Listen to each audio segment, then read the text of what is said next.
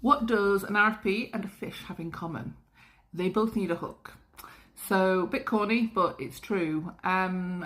Marketing is throughout the bid process.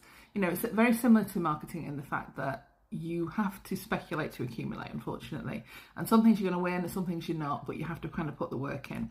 So I would suggest to people that they start thinking of this function as a little bit like a marketing campaign.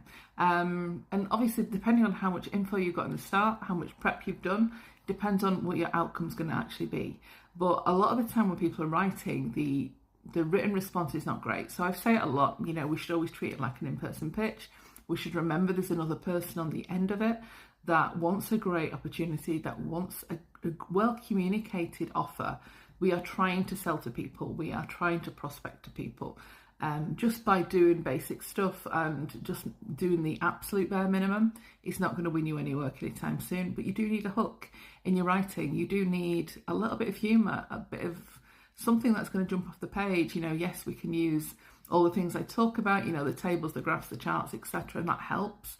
But you want to sell to them as well. So you sell within your words, you sell in your writing. How do you make that a hook? How do you keep their interest? You know, again, remember, these people are probably stuck in a windowless room for 2 days with 30 proposals to get through, and they're trying to score them as quickly as they can. So what usually happens is there'll be a quick sift, there'll be a quick read through. They will then obviously decide which ones are going to make it and which ones aren't. So you might have 20 on the no good pile and 10 where they're going to read through them more appropriately and score them properly.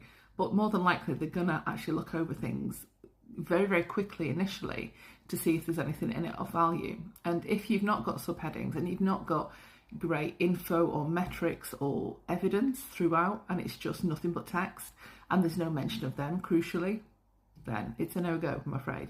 And you're not going to get through that sift, you're not going to get through to the next round, and that's really how it's going to go. So just try and remember that this is very much like marketing, and it is a campaign of sorts, and you want to win, and you want to get through to that next stage.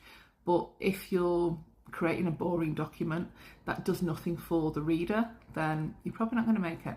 So just keep it simple, keep it easy, and just try and think of it a bit like that. And if you remember nothing else, remember my little analogy and my little jokey question about what the two things have in common.